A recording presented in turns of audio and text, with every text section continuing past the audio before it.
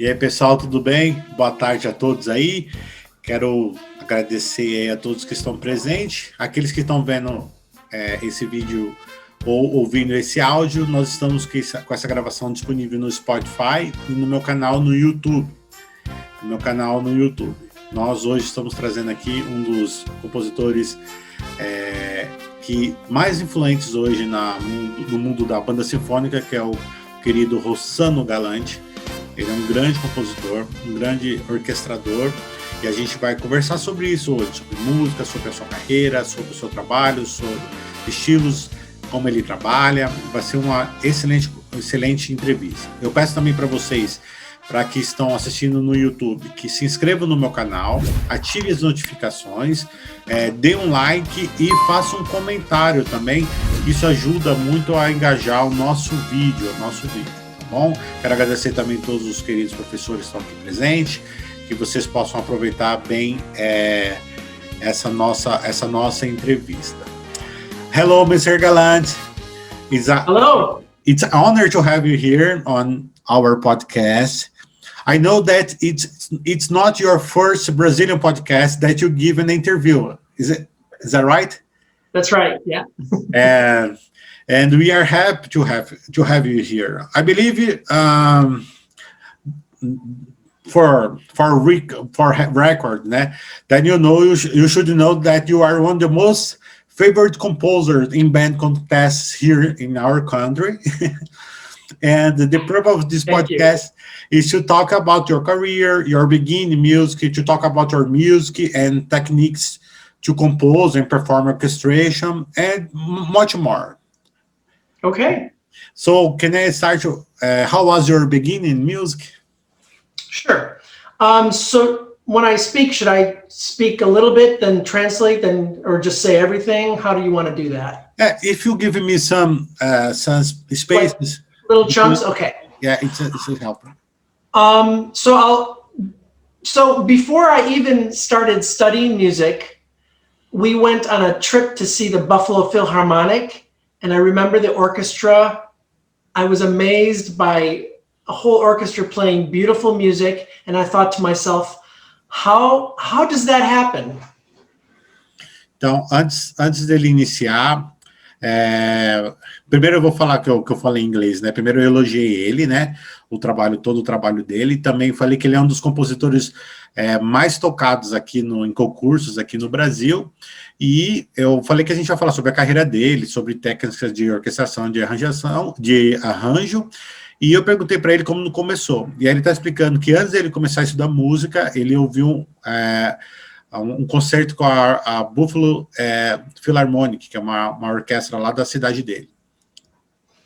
And so when I was in 4th grade, I started studying trumpet. My first choice was violin, but they gave me the trumpet, which was great. And I remember being good enough to play in the band. Our band was like 25 people. And I was fascinated by everyone else's part. I didn't care about my part. I was fascinated with all my friends' parts.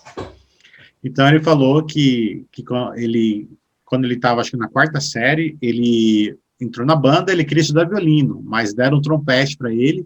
Ele ficou muito feliz pelo fato de ser trompete. Ele é muito feliz por causa disso. E ele lembra que ele tinha nível suficiente para tocar numa banda, que era mais ou menos, tinha 25 pessoas mais ou menos. E só que ele ficava prestando atenção no que todo mundo estava fazendo. So then years later, I'm now in 8th grade, and I decided to write my own composition. I figured out all the transpositions of the instruments. So I wrote a piece, and I invited about 15 of my friends to my house for a little rehearsal.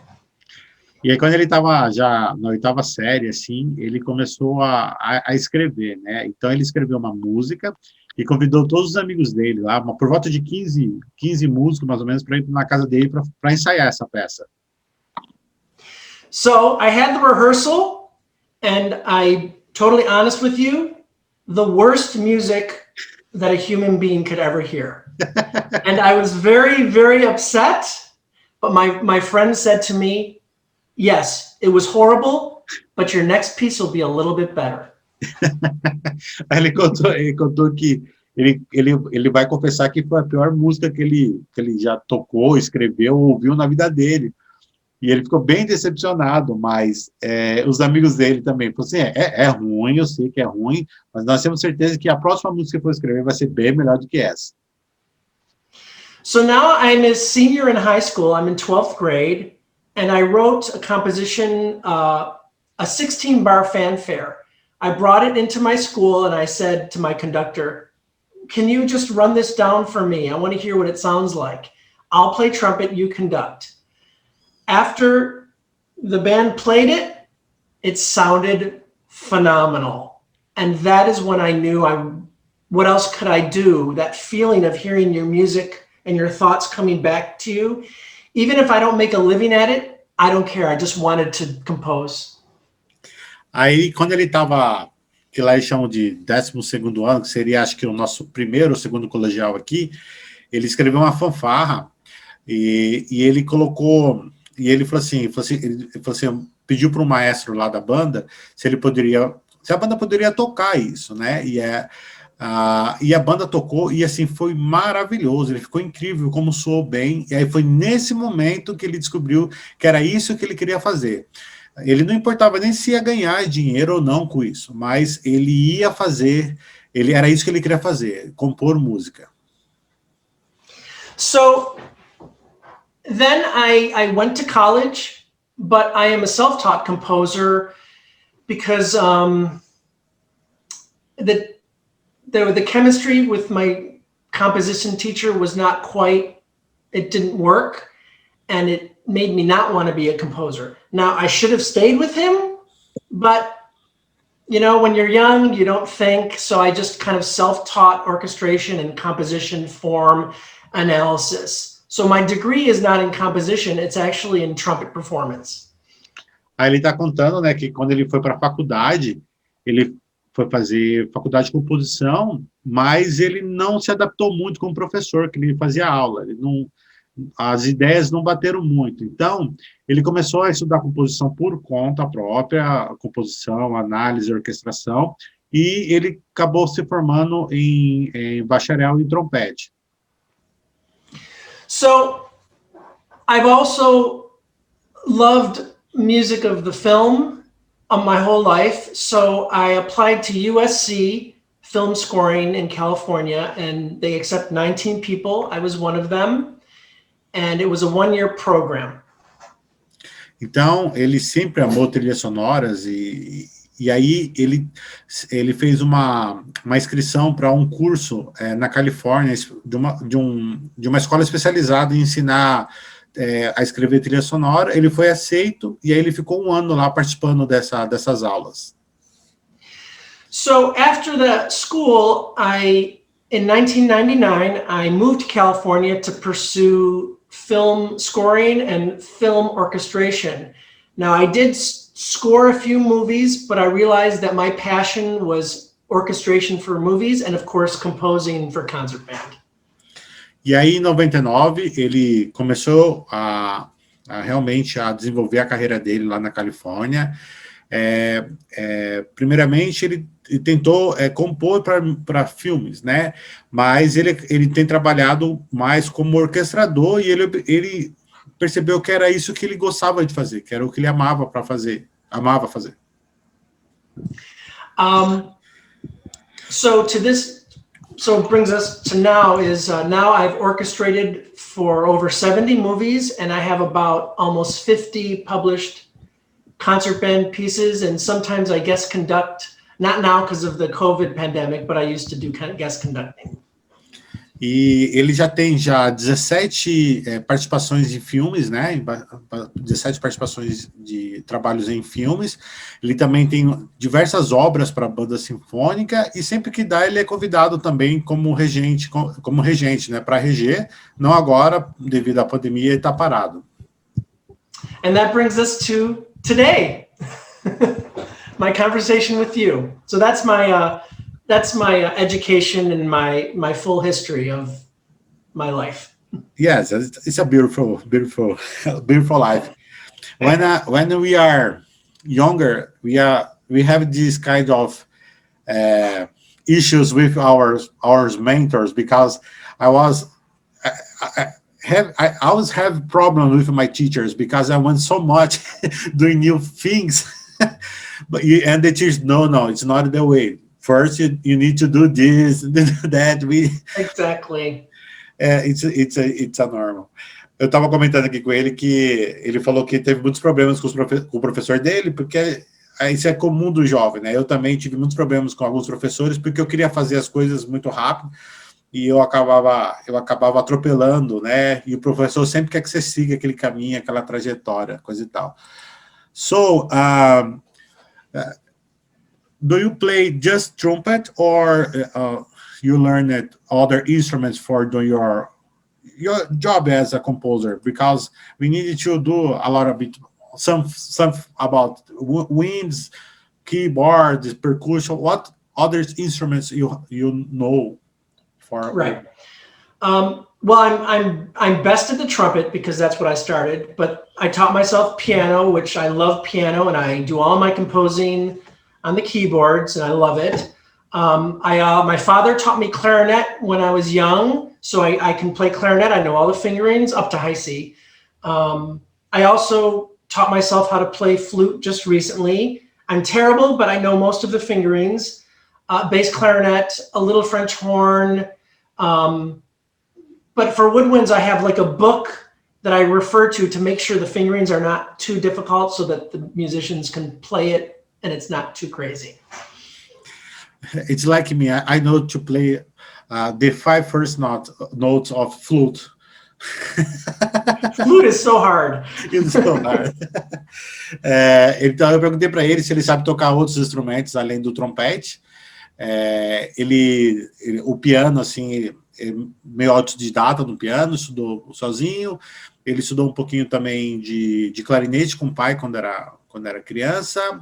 Ele estava estudando sozinho também a flauta agora, então ele sabe tocar algumas coisinhas na flauta, ainda está tentando aprender. Ele sabe um pouquinho de trompa também, então são os instrumentos assim que ele geralmente desenvolve.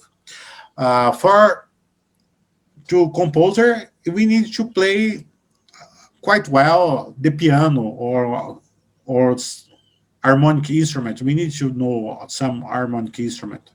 Do you think it's important for the composer know to play piano? For me, yes. I think learning how to play piano has helped me become a better composer. I think if I didn't have a piano, I don't know if I would be a composer. Some composers don't need that. Some are so like geniuses, they just hear everything and they can just write it. I don't know if you know of John Mackey. He's a very famous composer. I don't think everything is in his brain. He composes on the computer and it's great music. But for me, yes, I would not be a composer without the piano. John Mackey is a band composer or a soundtrack?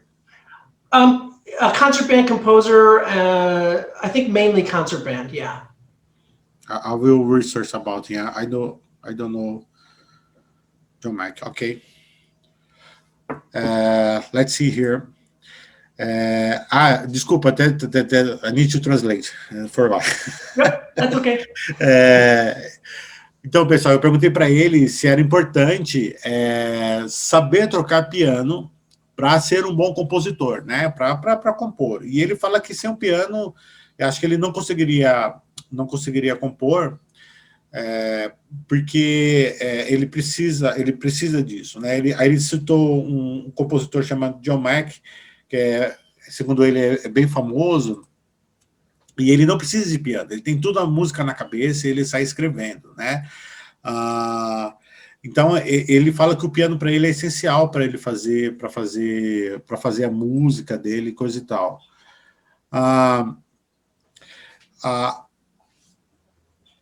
As a composer, what are your main influence?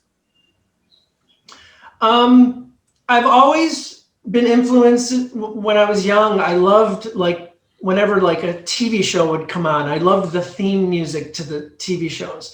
And then when I went to the movies, I was influenced by all of those beautiful film scores, just that soaring, the emotions, and also of the classics like Debussy, Mozart, Tchaikovsky, all those. I just love it. That's all big influences. John Williams is a big influence. Yeah.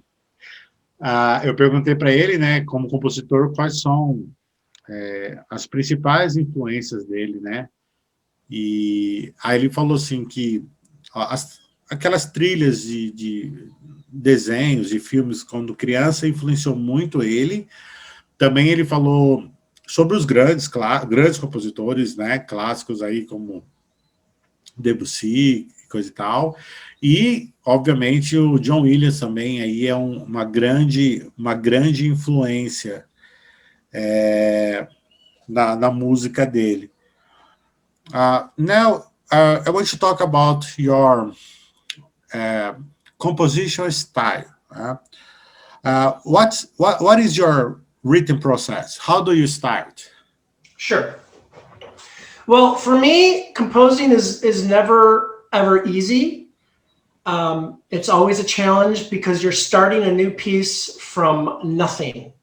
When I get a commission, a lot of people ask me for the same style of music. They like this cinematic, heroic, romantic feel. So I do that a lot. The biggest challenge is sitting down and coming up with the actual melodies. And usually my compositions have 2 or 3 melodies. That's where I start. Então, eu perguntei para ele qual é o processo dele composicional, o que ele faz, como é que ele inicia, né? Então, geralmente, ele recebe muita encomenda para escrever esses temas mais heróicos, né?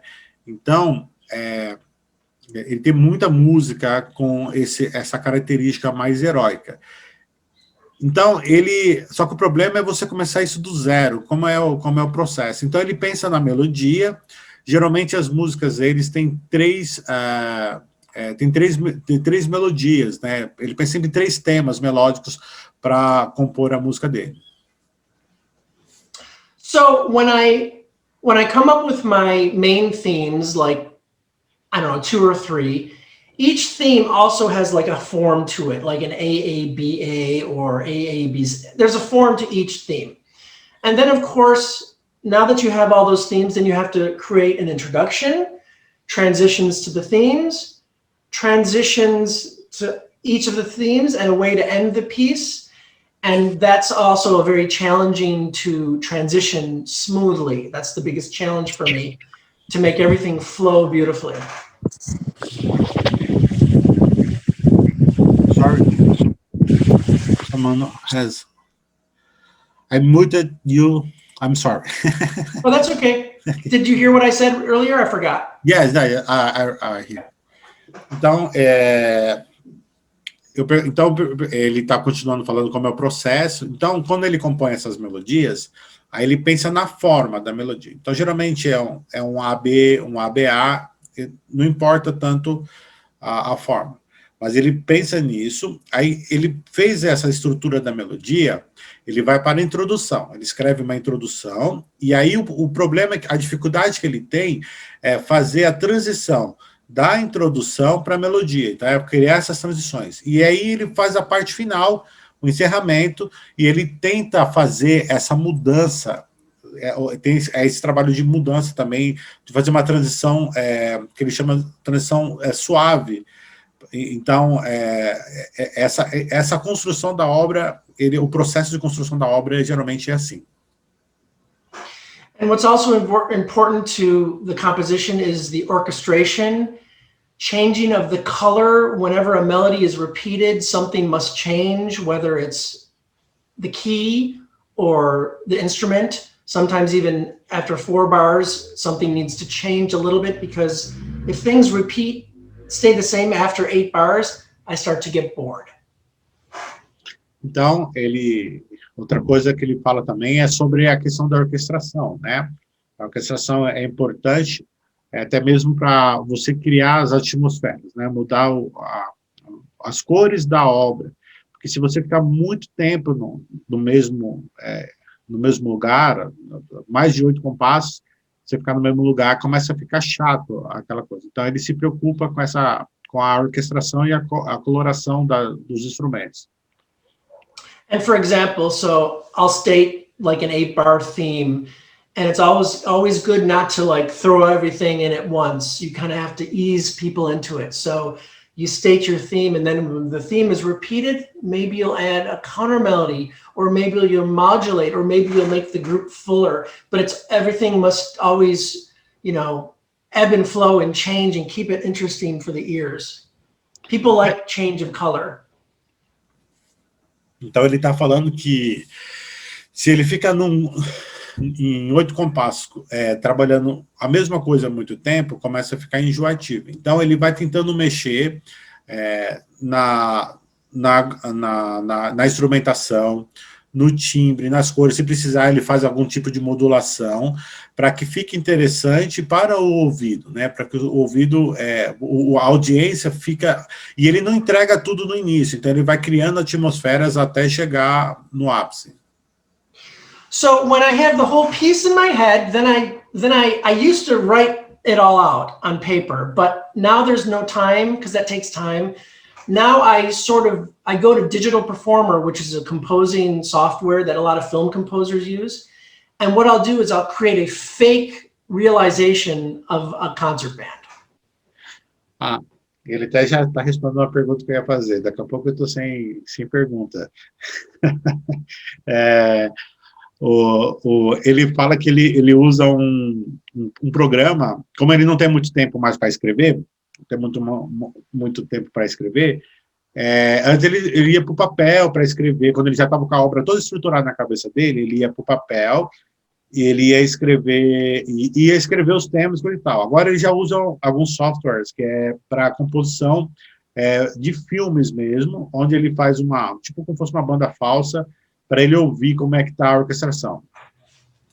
And then after I create the sketch on the computer, then I now orchestrate into Sibelius, which is where that's where the magic happens, and lots of things change because you're like, oh, this is better. Oh, this works better. So first it starts here and it's good. Then it goes on the computer and it's better. Then it goes to Sibelius and it's the best I can make it. And once it's all done on Sibelius, then I do the parts and it's ready to go. Aí depois, ele usa esse software primeiro para ouvir, para ele ter uma noção de como é que está o trabalho, né? E aí ele joga isso no Sibelius, e aí no Sibelius ele vai lá, ouve de novo e começa a ver os problemas que estão acontecendo e ele começa a corrigir. Feito isso, aí ele imprime a partitura e já está pronto para tocar. Yeah, and so that is basically the whole process of composition, and each commission I give myself 2 months per composition that's about 4 to 6 minutes long. I could probably do it in a month, but I like to really take my time for each client. Então, geralmente, ele leva 2 meses assim para escrever, ele pede, né, até para os clientes dele, 2 meses, ele consegue fazer o trabalho até em 1 mês, mas ele geralmente faz em 2 meses, e para ele poder, né, conferir as coisas como é que estão, e basicamente é isso que ele faz, basicamente é isso que é o processo dele de trabalho. Alex, você quer perguntar alguma coisa? Sim. Alex, you want to make a question? You talked about eu falo primeiro em português, inglês, como é que você prefere, Israel? Faz a pergunta em português, depois você pergunta em inglês. Tá. Ele falou sobre os instrumentos virtuais, né? Que ele faz uma banda, uma orquestra virtual com instrumentos sintetizados, né? E aí eu queria perguntar para ele sugestões, dicas de como deixar o resultado mais real possível, tá? Mr. Galante, you were talking about the virtual instruments, the orchestral mock-ups you use. And last 1 or 2 years, I was forced to learn because I didn't know anything about that. Oh, no, it's tough. Yeah. And people were required of me this kind of knowledge. Do you have any tips for realism in the sound of the orchestra or the band? Yeah, what program are you using? I'm using Logic. Logic, okay. And East West Orchestra. I use East West too. Awesome. Oh, great. Well, I don't use Logic, but the only way to make things sound as real as you can, first of all, you have to go into the MIDI tracks. You know how to do that, where it shows the actual lines of the notes. Mm-hmm. And one thing to make it smoother is you have to extend the lines just a little bit past, like if it ends on before the beat, you have to extend each one just a little bit so it's smooth. Otherwise, it'll be really choppy. And that's very time consuming. To simulate a slur, for example. Yeah, I understand. You have to make sure everything connects, because if you let go of the keyboard, the sound stops and it becomes choppy and it does not sound good. Right. Also, you have to add the dynamic swells will start soft. Mm-hmm. Adding a lot of dynamics with Logic dynamics will help it sound a little bit more real, and adding reverb. I think East West comes with the reverb. Those are the things that I do to make my mock-ups sound okay. I mean, right. You can never make it sound as good as a real orchestra or a concert band, okay. But you can come kind of close. Uhum. Poderia traduzir, Alex? Eu traduzo. Ele falou, bom, ele usa os mesmos instrumentos que eu estou usando, né, que é o East West, a orquestra do East West, e ele falou que um dos jeitos de deixar mais realista é deixar mais... que eu não sei se vocês usam esse tipo de programa, né? Se chama DAW, que é Digital Audio Workstation. Então, existe uma linha, uma nota é representada por uma linha, né? Que tem a duração. Então, a dica que ele deu é estender essas linhas quando vai para uma próxima. Então, você tem 2 notas, né? Então, quando você vai para a segunda nota, essa primeira estende um pouquinho, ela invade um pouquinho a primeira nota, a segunda nota, desculpa. Deu para entender? Tem a ver com a construção da programação, né? Dessa forma, para não deixar espaços. E isso parece que é uma dica boa para deixar mais realista as frases, né? Para deixar tudo mais suave. Here in Brazil, Mr. Galante, it's not easier. We have this kind of access of this kind of programs because we don't have a film industry here. So for us buy the programs or do some courses, also, it's so difficult. So we are in the beginning. We are beginning of this kind of knowledge. Where in US we can study learn more about music programs for films, compositions. Yes, when I started learning 20 years ago, I didn't have a teacher. I had to do it myself, and I wish I had a teacher. It was there's this big book they give you, and it doesn't help. And sometimes just figuring things out on your own is maybe the best way to learn, but maybe having a teacher would have been better. But yes, it's not easy. Eu perguntei para ele, né, aqui no Brasil é difícil a gente aprender esses programas, porque, primeiro que a gente não tem acesso aos programas por serem pagos, né, muitos deles, todos eles são em inglês praticamente, né, não sei se tem algum programa em português, e eu perguntei para ele se nos Estados Unidos tinha algum lugar que a gente podia estudar, mas ele falou que ele também aprendeu mexendo sozinho, foi fuçando e aprendendo, e ele sabe que não é fácil utilizar esses programas que a gente está falando para fazer trilha sonora de filme. But you know, in US, some place we can go to study about it? To study these programs? Yeah, study these programs. Some cars.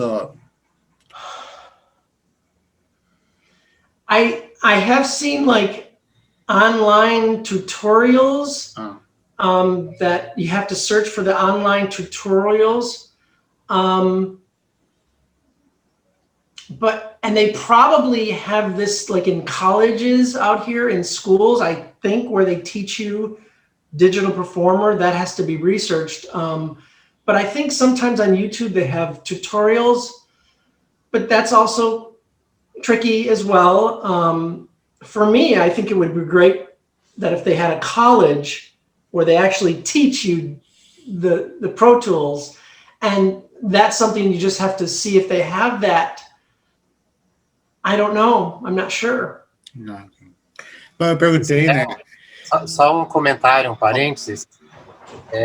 Existem alguns cursos online, por exemplo, o Udemy, e lá tem cursos em português desses programas. O Udemy, que é Universal, alguma coisa assim? Eu vou colocar aqui no chat. É uma plataforma de cursos online. Lá vão ter vários cursos de Logic, de outros programas, em português também, tá? Ótimo, obrigado, hein?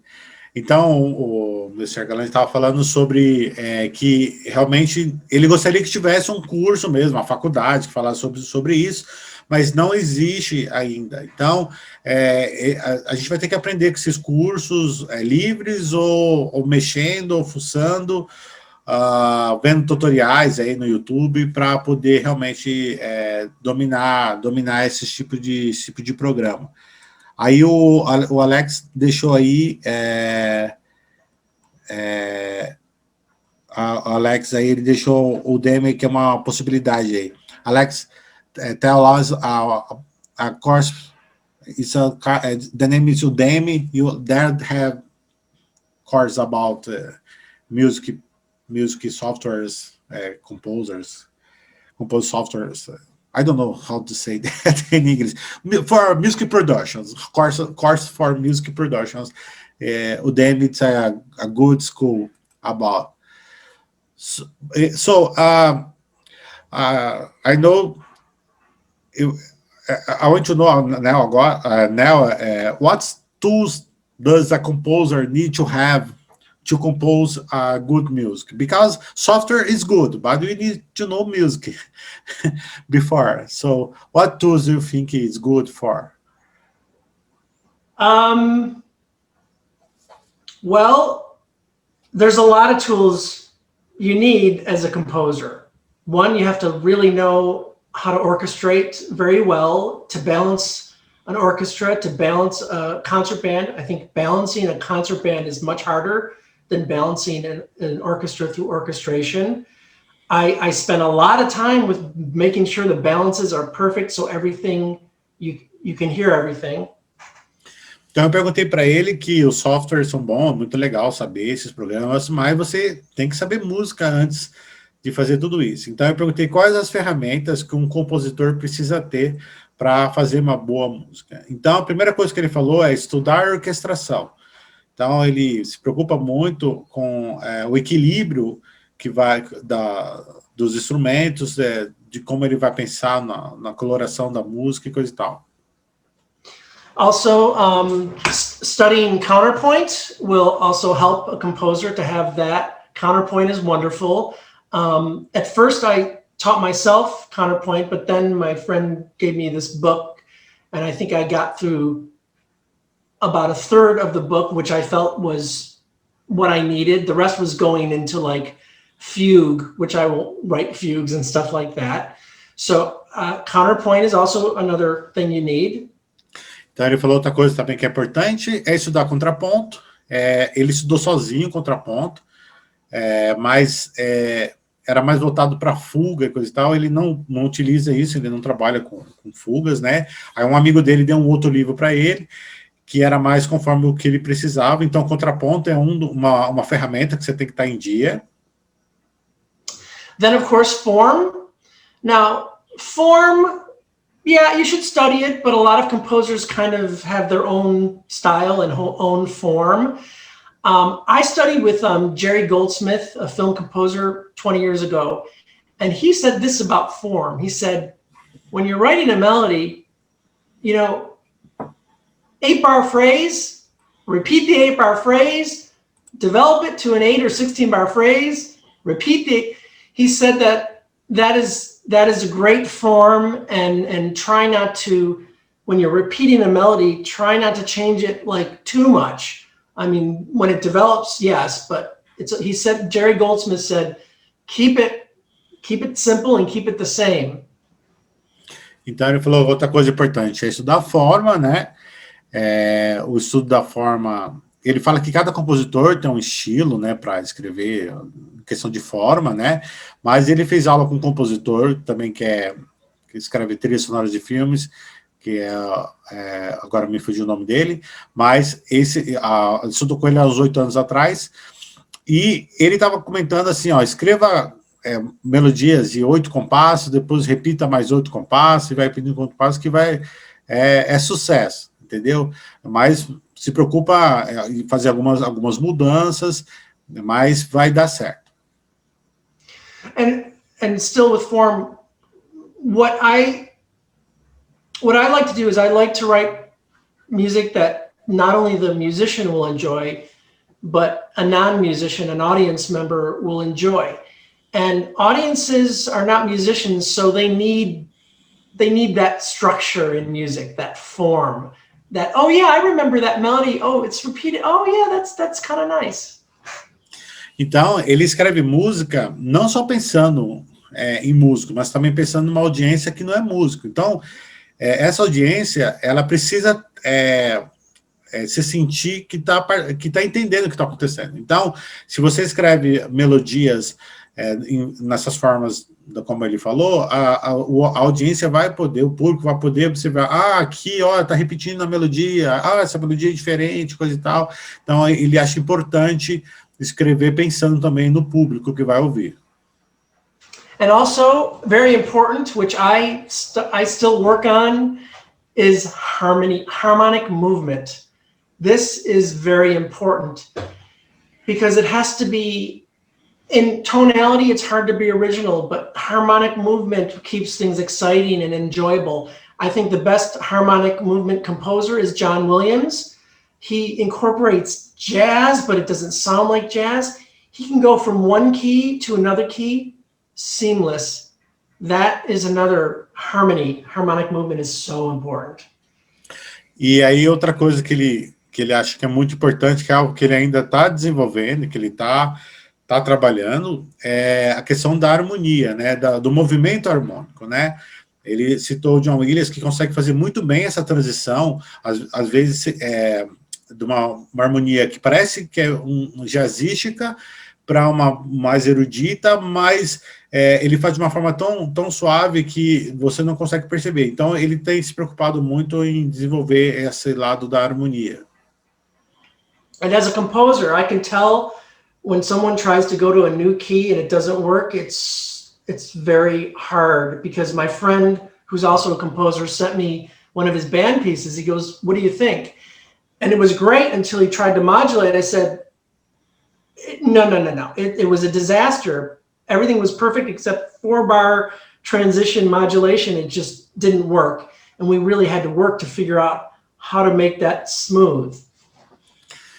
Então, ele falou como compositor, assim, ele tem tem trabalhado muito nessa questão das modulações, né? Porque nem sempre dá certo. Então às vezes ele escreve toda uma sessão e chega na hora da modulação, não dá certo, ele vai ter que reescrever tudo de novo. Então, ele acredita que isso é uma parte importante, umas áreas que ele tem dificuldade. And there's some instances, there was a score by John Williams for a TV series, Amazing Stories, where, like, he's great at all that stuff, but he literally just modulated it. He was playing the music, and then John Williams just literally modulated. He just went from here, and then he just went up one step, and it was perfect. He didn't even have to transition. He just went right into it. And sometimes it works, depending on the music, of course, but he made it work. Ele está falando sobre como John Williams consegue fazer essas transições de modulação de uma forma tão simples, né?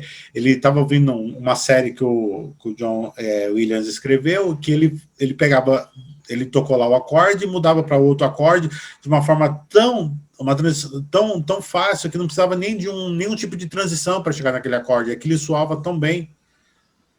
I'm so impressed that you can translate all this. That must be difficult. Your brain must be like, oh gosh. I was translating Maestro Laszlo Marozzi. I don't know if you know him. He's from Florida State. He's a band conductor, very good. He's from Hungary. And he's from Hungary, and he has a lot of accent, and he's talk a lot. Oh, Maestro, stop, because I can't do it. Oh my gosh. But he's a lovely guy, so he wants to talk and to say he's so wise, so wise guy, so he wants to talk and tell everything he knows. So I have a lot of, I have a good listener. My talking is not so good, but my listener, it's quite well. I'm impressed. Ele estava comentando, né, que tá impressionado que eu consigo traduzir tão fácil, né? Mas eu falei para ele que na última entrevista que eu fiz com o Maestro Laszlo, ele falava muito, aí não dava tempo de entender tudo que ele estava falando, porque ele fala com muito sotaque, né? E aí ele gosta de falar, e eu tinha que pedir para ele parar para eu poder conseguir traduzir. Tem hora que eu nem lembrava mais o que ele estava falando. So I was just translating for them. So that's it. That's easier. Just this. We need is form, contrapunto, harmony, orchestration. It's easier to compose. That's everything essential. But the most important thing is you have to have passion and you have to have the talent. You can't teach someone how to write a melody. Yes, you're right. Então, eu fiz uma piada aqui, então é só isso que precisa saber: harmonia, contraponto, forma e orquestração, que você já é um bom compositor. Aí ele falou assim, não, mas você tem que ter talento e ter coração também, né? Ter o feeling, né, para fazer, né? I've had some students sometimes send me stuff on Facebook, and they say, can you listen and look and tell me? And some of it is, I can't be mean, but sometimes people just cannot write a melody, and some people just don't. You can't teach it. It's just, some people just can't do it. And that is painful for me to see. Do you think, because I am a trumpet player also. Oh, me too. Yeah, not quite good, but I can do something. I'm sure you're fine. We play a lot melody. The trumpet, the clarinet, flute. Ours play trumpet. And do you think, because we have this, the melody, it's more easier for us than to a piano player? Maybe. Então eu estava perguntando para ele estava falando, né, que ele tem alguns alunos, e às vezes quando ele mandam para ele alguma música, pede para ele ouvir, avaliar alguma composição, né, e ele sempre vê alguns problemas, principalmente na melodia. A melodia não está tão bem trabalhada, não está tão legal. E aí eu até perguntei para ele, assim, o fato dele ser trompetista, isso ajuda muito porque o trompete toca muita melodia, então quem toca instrumento melódico tem mais facilidade de escrever a melodia. Ele falou que possivelmente isso é uma possibilidade. Plus, when we're young and like we're watching movies and TVs, if you're interested in music, you're gonna listen to what's happening, and that's gonna kind of help you. Probably, if you have a desire to be a composer, that's gonna help you be able to write nice melodies. Então, por causa dos filmes, né, e coisa e tal, se você parar para prestar atenção, se você tem um desejo de compor, se parar para prestar atenção, você vai acabar sendo inspirado e, com certeza, você vai escrever melodias melhores e coisa e tal. If you... I will ask about composition. I forgot what I will ask. No, it's not a problem. I will remember about it because someone writes something here. I was reading what they say here in the chat. My man, I am dyslexic. I have dyslexia, so I can do the two things. You're doing a lot of things. A lot of things. Ok. Eu ia perguntar um negócio para ele sobre cinema e acabei esquecendo que acho que alguém escreveu no chat e eu fui ler o que estava escrito. Aí não dá para pensar em inglês, ler o que está escrito no chat e traduzir e fazer tudo ao mesmo tempo. Eu tenho dislexia, eu me confundo. But now I remember what I will ask. It's about when you are a composer. It's a general question. We saw a lot of melodies from trumpet in the movies or from flutes and some parts. Do you think has any convention when you are working on Hollywood to do some? You need to put trumpet because it's a funeral style. You need to put flute because it's a happy melody. Has any convention like Beethoven 6 Pastoral? You know, it has some program you need to choose for doing your composition. Always, funeral, you need a trumpet. You need to put a trumpet, or it's a heroic thing. You need to put some brass section. It has some convention about that. I don't know if it's clear my question. So what are you asking? Are you asking? What are you asking?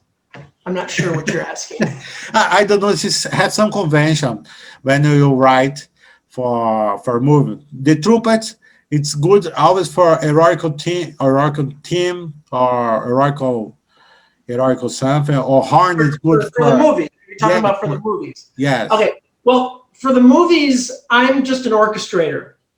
So, I mean, I did some composing, but I mainly orchestrate, which means the orchestrator doesn't compose.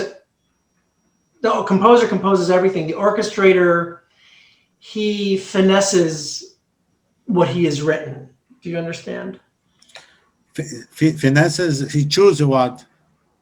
No, like when the composer sends me the music to orchestrate, yeah, in the Pro Tools file or the digital, everything is kind of there, but like I'll adjust the voicings and the low brass, or sometimes I'll add a woodwind section because they don't put a woodwind section in there.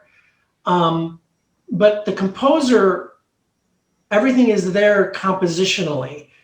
I just add the dynamics, voicings, I like for instance, like up here, that's a high violin. Well, I'll put a flute up there. Down here, second violin. I'll put maybe clarinet or maybe oboe. Down here, cellos, and so in 3 octaves, I would always do doublings where they don't have it in the file. I'm saying a lot. I'll let you translate. Você entendeu o que eu quis dizer, né, Alex? O que eu quis perguntar, você entendeu? Eu acho que sim. É que eu dei um trave na cabeça. Mas eu perguntei para ele o seguinte: se existe alguma convenção, eu tentei perguntar isso pelo menos, se existe alguma convenção quando vai escrever para o filme, por exemplo, trompete tem que ser sempre para alguma coisa de algum funeral, alguma coisa heróica, trompa, ou essas coisas assim. A flauta sempre é para coisas mais felizes, coisas mais alegres. Aí eu dei o exemplo de que nem é na Sexta Sinfonia de Beethoven, que você ouve o pássaro, você ouve aquelas coisas e tal. E aí ele não entendeu muito bem, eu acho que eu também não soube formular bem essa pergunta, mas ele explicou assim que geralmente ele já recebe pronto o que o compositor quer, quando recebe lá o arquivo do Pro Tools lá, ele já recebe pronto, e aí ele só só melhora o que já tá feito. Então, por exemplo, se está na região aguda, que ele colocou lá, geralmente ele coloca ali para o violino, aí na região média coloca o violino 2, um pouco mais grave o cello, aí ele pensa, na região aguda dá para encaixar também a flauta, dá para encaixar uma flauta aqui. Então ele vai trabalhando, mas assim, ele não mexe muito nisso. Quem já vem meio que pronto, ele só dá aquela ornamentação. So when a movie director hires the composer, which is not me, music is the last step for a movie. It's the last step before it goes into the world. And what happens is the director and the composer meet and they watch the movie. It's called the spotting session. And believe it or not, the director says, okay, music starts here, music stops here, and this is all action. And then there you can use the whole orchestra and trumpets, whatever the composer decides. But then there's another romantic section, and the director says, I just want it lush and beautiful, not too big. So then it'll just be strings and woodwinds and maybe low brass, but no trumpets. Ah, tá. Então, aí depois que ele tem toda essa primeira, seria uma pré-produção, tudo prontinho, o compositor e o diretor do filme juntam para conversar e assistem um filme juntos, e aí eles começam a encaixar a música na trilha sonora no filme. Então, o diretor vai determinando aqui eu preciso de uma coisa mais alegre, mais agressiva, então aí o compositor vai lá, então vou colocar mais metais. Às vezes o próprio diretor pede, aqui eu quero um violino, eu quero um trompete, porque essa região é mais calma, é mais tranquila. Então eles vão conversando e decidindo onde vai ser usado todo aquele material que foi composto. And there's actually some directors who do not like upper woodwinds. So there'll be a film score with just strings, percussion, brass, and just maybe bassoons. But no clarinets. I mean, I love upper woodwinds, but some directors like, no, I want it, none of that woodwind stuff. Então ele comentou também que tem compositor que não gosta muito de madeiras, né? Às vezes só tem cordas, metais, e ele não gosta mesmo de madeiras. Então ele falou, não quero madeiras, só quero só esses instrumentos aqui. And just some trivia is not all, but many film scores just record like the strings, the brass, sometimes the woodwinds, and some composers never record live percussion. They use the fake sounds because they sound really great. So sometimes they don't even have percussion at the recording sessions. It's just electronic. Então, quando eles vão gravar, né? Então tem algumas composições que eles não utilizam percussão na gravação ao vivo, né, que eles fazem. Eles preferem usar as percussões eletrônicas por causa que soam melhor. Talvez a questão da edição do filme, acho que funciona melhor do que gravar ao vivo. Então, tem muitas orquestras que não usam percussão. That's it. Ok. That's it, yeah. Alguém quer fazer alguma pergunta relacionada a isso ainda, que a gente está falando sobre o filme? Alex, quer perguntar mais alguma coisa?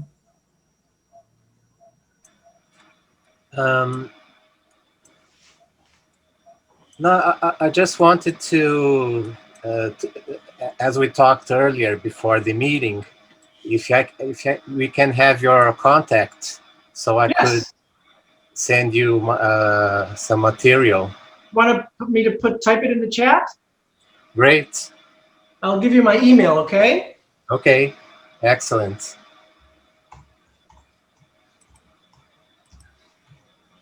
Pessoal, alguém quer fazer alguma pergunta? Aproveita. O maestro, eu ainda tenho uma dúvida com relação a esse tempo que ele leva para fazer uma composição aí, uma trilha, né? Alguém respondeu que sim, que uma trilha de 4 a 6 minutos, ele leva 2 meses. Eu achei um tanto estranho, porque geralmente as trilhas de filme são bem mais longas, né? Então eu queria só esclarecer esse ponto. Eu posso perguntar para ele, tá? Mas ele tá falando da composição dele acho que para banda sinfônica. Não era para filme. Não é uma trilha de filme. Mas eu posso perguntar quanto tempo ele faz para fazer uma trilha, para orquestrar. Se você Ok. Maestro Serafim was asking about how long during a composition process or orchestration process on movies. Oh, okay. It varies, but most of the time they don't give the composer maybe a month or 2 months to compose an hour to an hour and a half of music.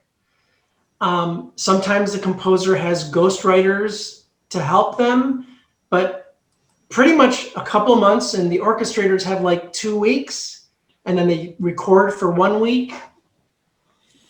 Então ele falou assim, para um filme de 1h30, né, muitas vezes ele não vai ter 2 meses para escrever, que é o caso que ele é o tempo que ele pede quando ele tem uma encomenda, tá? Quando ele tem uma encomenda para alguma obra, ele pede 2 meses para escrever. Mas para compositor de cinema, ele fala que às vezes não tem esse tempo, dificilmente ele vai ter 2 meses para escrever, porque geralmente ele vai ter algumas semanas para fazer isso e compor 1h30 de música. Então eles têm o que eles chamam de ghostwriters, que é tipo um compositor fantasma. Então ele contrata tipo o Alex para ajudar ele a compor a trilha sonora para ele conseguir dar tempo, mas ele não vai aparecer ele vai assinar um contrato lá de confidencialidade, né?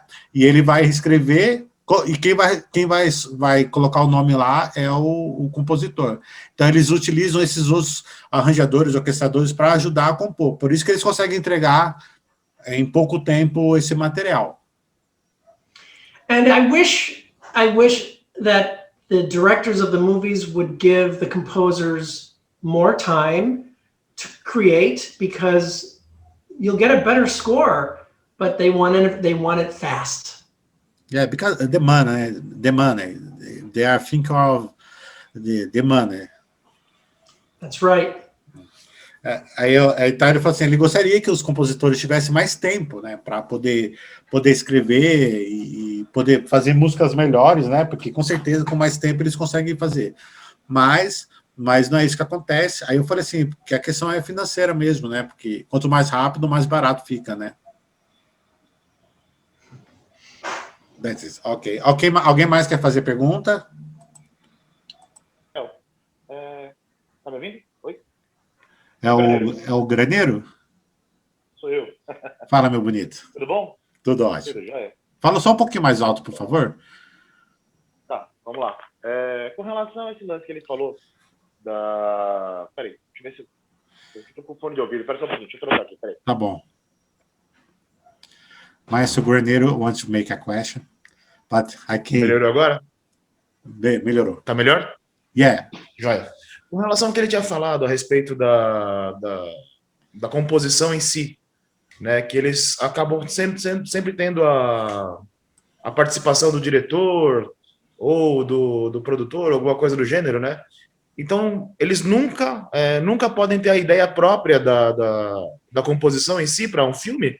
É sempre alguma coisa imposta, acaba sempre sendo em conjunto, né, o lance, então. Maestro Graneiro are asking about the compose process when the film composer, he never have the free the liberty to do his works. He always needs to work with the director, or he can do anything he wants, and it's okay. No. Like I said, the director and the composer meet and they watch the movie together, and the directors, they decide where the music will start and where it stops. And the director will say, okay, yeah, here, let's action, make sure that scene, we got to hit it with some kind of big musical accent. And he'll even give the composer the style, maybe. So the director has a lot to do with what the score sounds like. And also what they do is sometimes the director will put fake, already composed music. It's called a temp track. They'll put it through the whole movie to guide the composer as to what the director wants. Então, ele falou que realmente é isso. Nem sempre eles vão ter liberdade para escrever. Eles sentam mesmo juntos para assistir o filme e decidir o que vai ser colocado em cada ponto. Às vezes, eles deixam o compositor escolher algum estilo ou outro, mas geralmente isso não acontece. Aí ele falou sobre acho que é um programa aí que eles têm com o diretor, meio que para ter referência do que ele quer, né? E aí o diretor já manda para o compositor para saber mais ou menos como é que o diretor está pensando na música ali.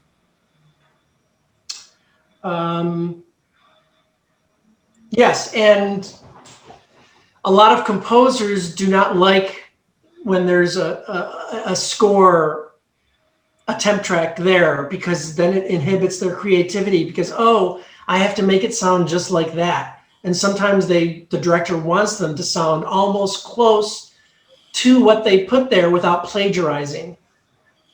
Então, muitos compositores ficam incomodados, né, com o fato de o diretor já trazer já um exemplo de música, uma partitura já pronta, porque eles querem ter liberdade criativa e isso acaba incomodando um pouquinho,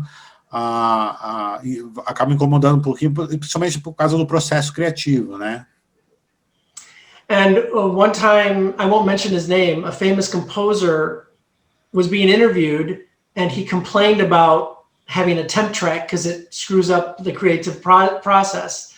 And the production company fired him. Yeah, because he was complaining. Doesn't matter, he's still famous. He just went on to something else. Aí ele comentou, né, que não vai falar o nome da pessoa. É por isso que a gente não vai fazer pergunta de valores, tá, pessoal? De dinheiro, que não é bom. Mas aí esse compositor estava dando uma entrevista e ele reclamou de diretores que usam esse software ou esse programa aí de partituras já pré-prontas, e ele foi demitido da empresa lá, ele perdeu. Mas ele falou que está tudo bem, que ele continua famoso e continua trabalhando. And also, sometimes a composer will get hired to score a whole film. The composer will write all of the music, and they may even start scoring it at the stage, and the director says, nope, it's not right. The composer will get fired and still get paid all the money, and then they'll hire someone else to do the whole thing again. That happens a lot. But the composer have other opportunity to work, or he are toasted? Well, if the composer gets fired, he gets paid, but he'll go on to do other stuff, and then they'll hire somebody new. But he can work again with the company, or because Yes. here in Brazil, when we have this kind of problem, you are toasted. You can work again. Oh no! If you get fired from a movie, it's just because it's a chemistry issue. The music isn't working. The composer can go, because the composer has an agent, and the agents find all the work. Okay, it's a professional choice. It's not personal. It's just No, it's not personal. It's just professional. It's just not working. Então ele estava comentando assim que acontece a situação de o compositor escrever toda a obra, escrever todo o filme, está tudo pronto, chega na hora do diretor falar que não gostou de nada. Aí ele é demitido e é contratado um outro compositor para começar o trabalho tudo do zero. Aí eu perguntei para ele, mas ele volta a trabalhar, consegue outros empregos, porque aqui no Brasil, quando isso acontece, você fecha as portas, né? Você fica meio que queimado. Aí ele falou que não, lá não é pessoal, é só trabalho mesmo, e geralmente todos têm um agente, né, um empresário, então ele vai sendo remanejado para outros serviços. And not too long ago, a composer I worked with, he was hired to score a movie, and I was hired to be the orchestrator. And they just started, and they said, nope, we got to find someone else, which means I lost the job too. E uma coisa que é importante falar, que mesmo você sendo demitido, você é pago pelo serviço como se tivesse feito. Você é pago pelo serviço como se tivesse feito. E ele estava comentando que isso aconteceu com ele também, que ele foi contratado, ele foi, juntamente com outro compositor, contratado para fazer um filme, e aí não gostaram do serviço do compositor, e aí o compositor foi mandado embora, e ele também. Yeah, and I think that movie, I don't know if you know the movie, it was called Gemini Man with Will Smith. That's the one. Gemini, he has a twin. It's a action movie. Yeah, that was the one. Então, quem assistiu aquele filme, o último filme do Will Smith, que ele tem um clone, que ele sai lutando aí contra o clone, não sei se vocês viram isso. Ele falou o nome aqui em inglês, mas eu não sei o nome em português, como é que é. Ele falou que foi desse filme aí que eles foram demitidos. That's it. We have more questions here. A Moto G, eu não sei quem é. Quem é o Moto G? Só coloca o nome aí. É o Alair. Alair. Ok, obrigado. Como é que funciona o processo de execução da peça pronta? Ou seja, quais são os músicos que fazem esse trabalho e como eles montam esses grupos para cachê? Obrigado, querido. Alair are asking about how to contract the musicians, how to contract for recording the orchestration, recording the pieces, how to contract the orchestra, how the process. Yeah, the composer hires. It's either the composer or the actual studio. If it's a big studio film, there's an actual contractor. There's a few famous ones in Los Angeles, and the contractor calls all the musicians, and usually the A-list ones for the big movies, and it's mainly just the contractors that do all that hiring of the entire symphony orchestra. If it's not like a big heavy-duty film, maybe a lower budget, the contractor will get the B-list musicians who are still great, but they're not the top of the line. Yeah. And have a rehearsal before the recording, or just or you go direct to the recording section? What happens is the orchestra runs the piece. It's called a musical cue. They run it down. The composer will make some notes like, "Oh, no trumpets here. Let's fix the balance. Let's fix the intonation." Then they'll do after the one run through, they'll probably record the second run through. They'll record it. And then what they do, which I don't like, is then they record in sections. Like they won't record the whole piece at once, like a concert. They'll record 16 bars. They'll stop, make a little adjustments, record that same 16 bars. And if it's good enough, they'll do that. Very boring because you want to hear the whole thing. Not all people do that, but I don't like that. And this at the same day they do all this cue rehearsal, record, and it's one day of job, or it has a lot of days for doing? Oh, like sometimes a week, 5 days. Oh yeah, it takes a long time. All right. Então, complementei a pergunta aí do Alair. Então, existe como fosse uma empresa que contrata os músicos. Então, sempre tem vários times. Tem o time A, que são aqueles mais top. Então, quando o filme tem muito orçamento, eles contratam os músicos tops para ir gravar.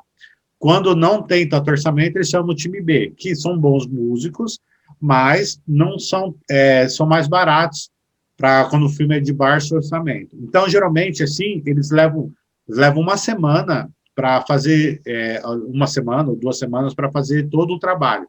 Primeiro, eles fazem uma leitura da obra junto com o compositor, aí o compositor começa a fazer algumas anotações, ele começa a retirar alguns instrumentos que ele acha que não é necessário, começa a trabalhar o equilíbrio do grupo e coisa e tal.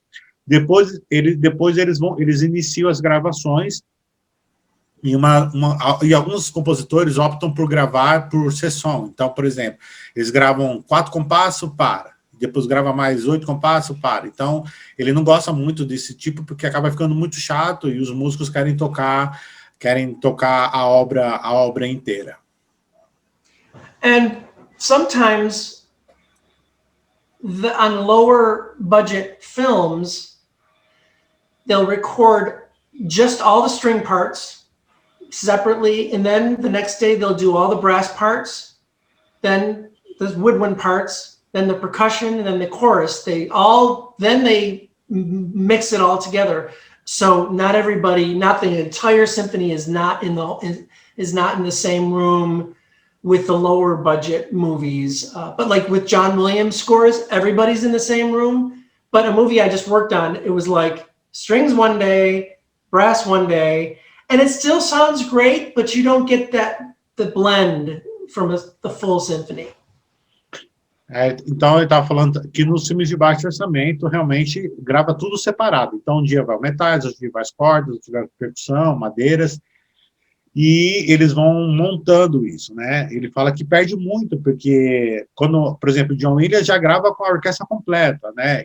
Quando você grava com a orquestra completa, a sonoridade do grupo é muito diferente. Quando você grava separado, você perde aquele brilho da orquestra, né? Aquele brilho da obra. That's it. Ok. Alguém tem mais alguma questão falando sobre filme? Vai fazendo aí. Edward has a question. What is the best publisher you work with? I think about your band composition. Okay. First of all, they're all great, but some are bigger, and I'm saying the best because of what I make financially. The best one is Alfred Publishing. What's the name? Alfred. That's the best for me. Alfred Publishing. Yeah. You have a lot of music published from Hal Leonard. Hal Leonard published also your music. Hal Leonard. Oh, Hal Leonard. Yeah. Hal Leonard, Schirmer. They're not like number 2. They'd be great. Yeah, I got a lot of stuff with them too. Então, Eduardo, eu perguntei qual é a melhor editora, né, que ele trabalha, e ele falou de questão financeira é a Alfred, que é uma editora que paga melhor. Depois é a Hal Leonard também, que é aí que publica bastante coisa para eles. Alguém mais quer fazer pergunta? Thor, quer falar alguma coisa, Thor? Você sabe que ele já viu seu vídeo e ainda publicou hoje.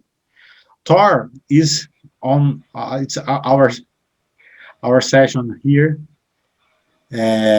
Thor is a music director from São Paulo Philharmonic.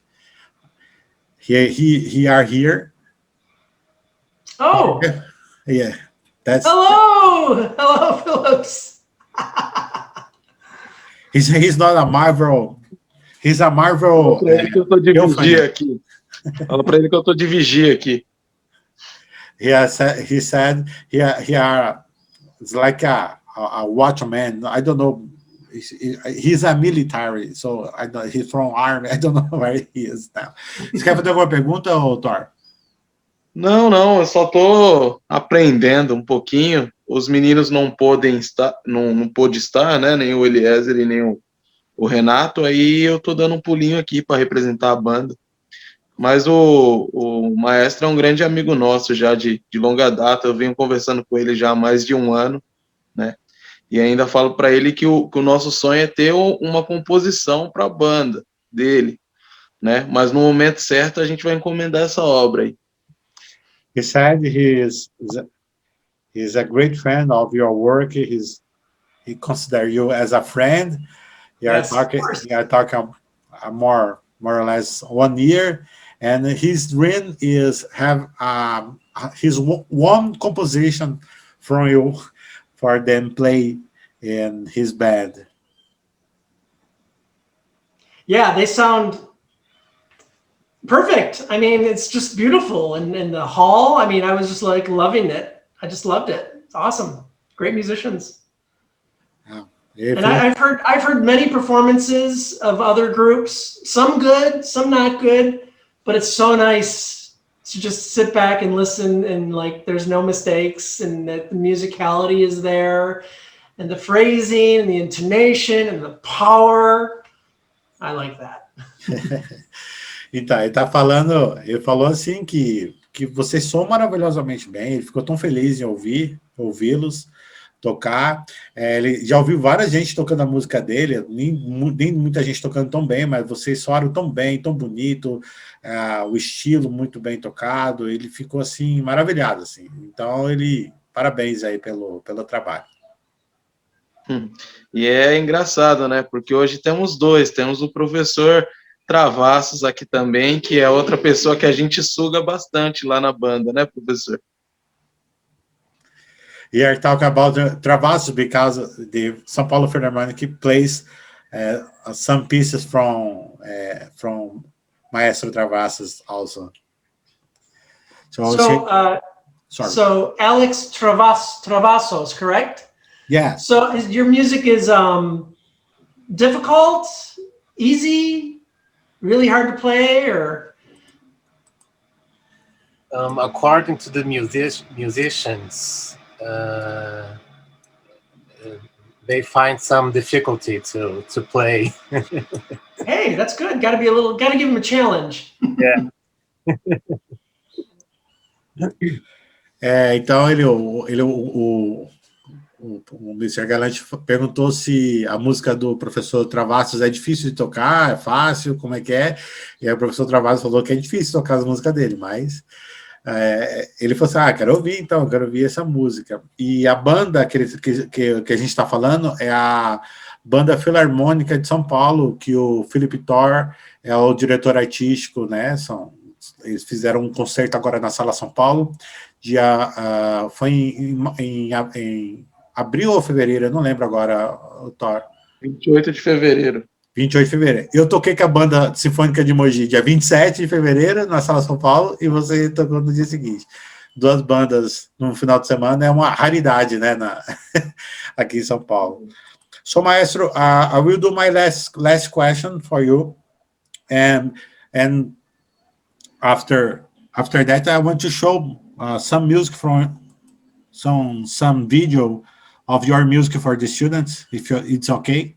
I will get from your website. My last question is, what is like to work in Hollywood for you, and what is the process that an aspiring composer must seek to succeed there? You want to know the process of if you want a new composer, a new student, or want to be a Hollywood composer, who you need to seek? Okay. How are for you working there? For personally, how? So you want me to, like, how someone would want to become a composer in film scoring? Is that what you're asking? Yeah. Okay.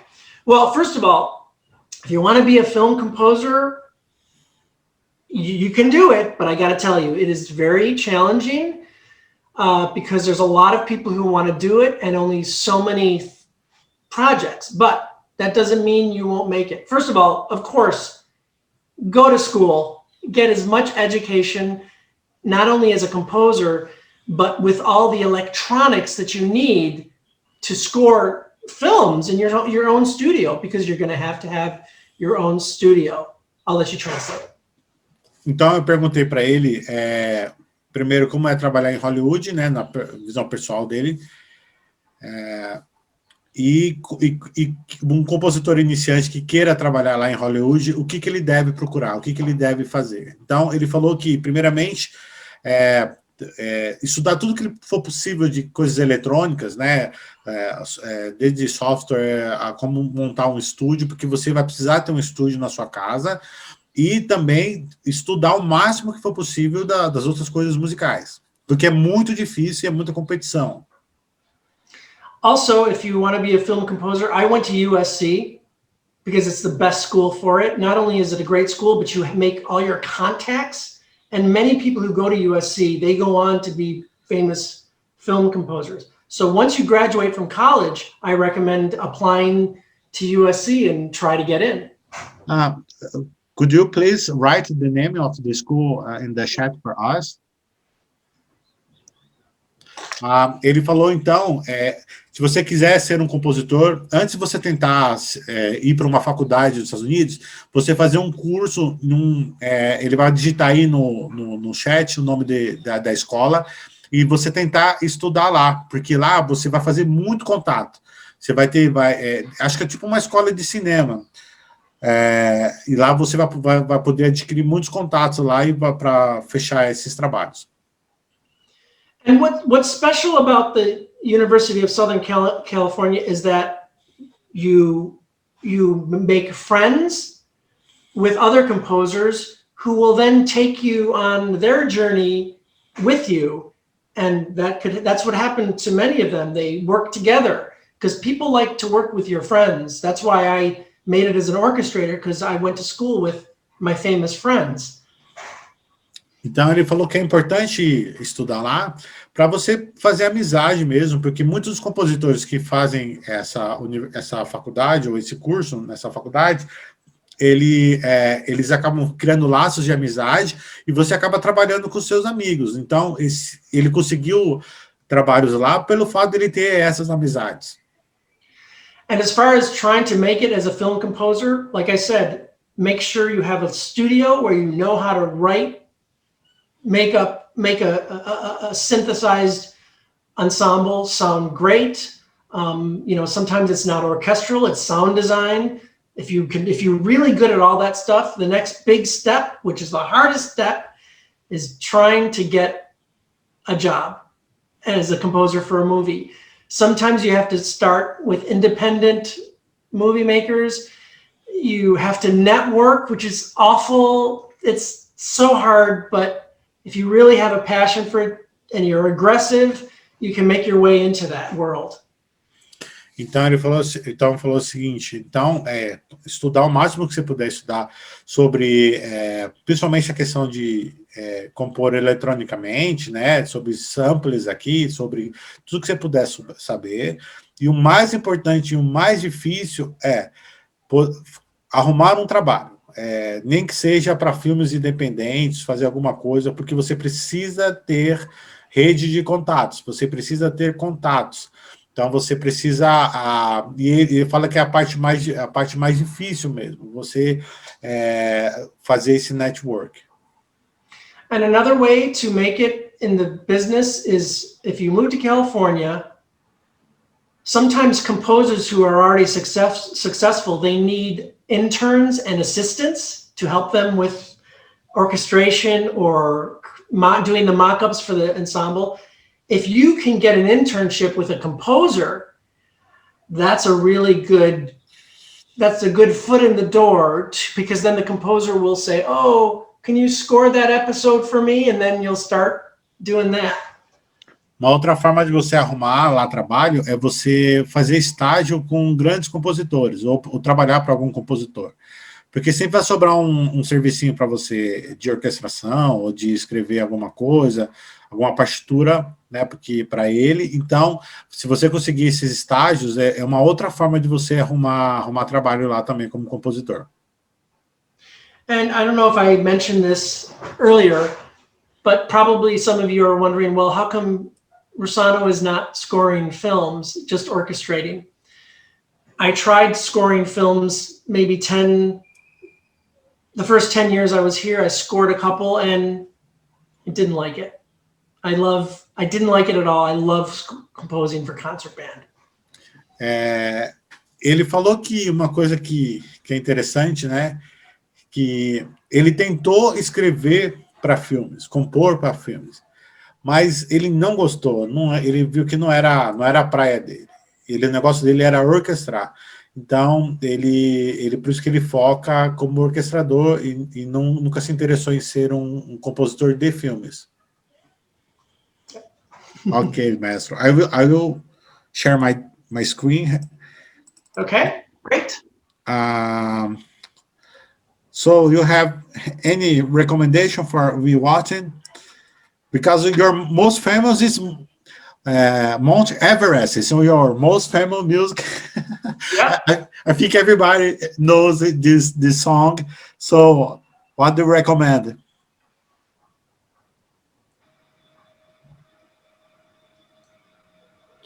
What do you recommend for we listener to? Oh, what am I? You want me to recommend something to? For we listening? I am your website. Landscape, Last Planet Glory. For me, it's always. Oh, you want me to tell you what to play? No, I think you can recommend for us your favorite song. Oh, my favorite. Yeah. Well, it's not on here, but it's called Colorado Rockies, but it's not on this site. It's on your YouTube. It is on YouTube. It's called Colorado Rockies. Rockies. Yes. Rockies.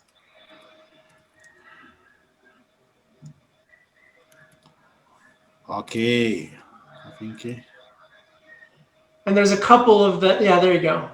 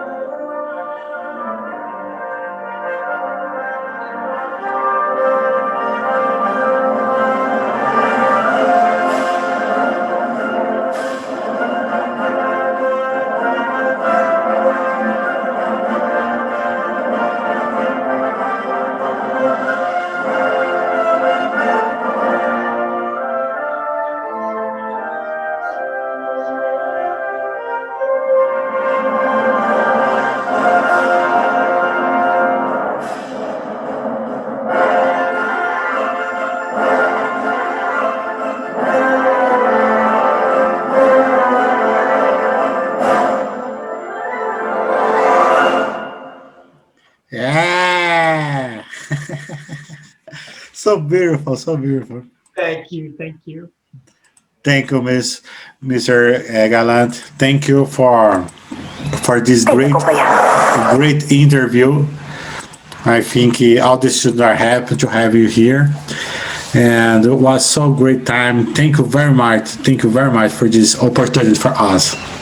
Well, thank you for having me. I had a blast, and I'm so honored to be here and that you are performing my music. So, thank you. Pessoal, eu estou agradecendo aí. Quero agradecer o Maestro Galante, agradecer pela oportunidade que ele deu dessa entrevista. Quero agradecer a todos aí, agradecer ao professor Alex Travassos, mais uma vez, ter nos ajudado aí também na tradução. A gente vai fazer um hangout só nós a próxima vez, para que a gente tem muita história para contar também, muita música boa para a gente conversar. Agradecer a todos que participaram, tá bom? Quem quiser conhecer mais o trabalho do professor Rossano Galante, your website is rossanogalante.com. Your website, Maestro? No, it's not really. I don't really tend. It's Rossano Galante at Yola site. Yeah, it's okay. It's just a little. It's not a big website. It's just very small. Okay, I put your link. E se alguém quiser conversar com o Maestro Rossano Galante, ele é super acessível, ele está no Facebook, você pode ir lá, adicionar ele, conversar com ele, que ele vai te atender com o maior carinho. Thank you, Maestro Galante. Thank you very much for this interview. We'll put this interview on Facebook, on my YouTube channel and Spotify. And thank you again. Have a great day or a great week. And be safe. Thank you so much. I had a great time. You have a great week and keep playing beautiful music. Isso, agradeceu a todos e desejou para a gente, todos nós, façam ótima música. Obrigado, pessoal. Quem quiser, assina o meu canal lá. Meu canal está no Maestro Israel Cardoso no YouTube. Fale com o Maestro no Spotify. Pode ir lá trocar ideia. Amanhã nós vamos ter um hangout especial com o André Meneghello, que ele é um cara especializado em carreiras. Nós estamos passando por um momento difícil aí de recolocação profissional, de futuro. Amanhã, às 20 horas, eu vou estar entrevistando ele. Bye, Miss Galante. Okay. Bye. Thank you so much. Be well. Bye. Tchau, pessoal. Obrigado a todos aí, gente.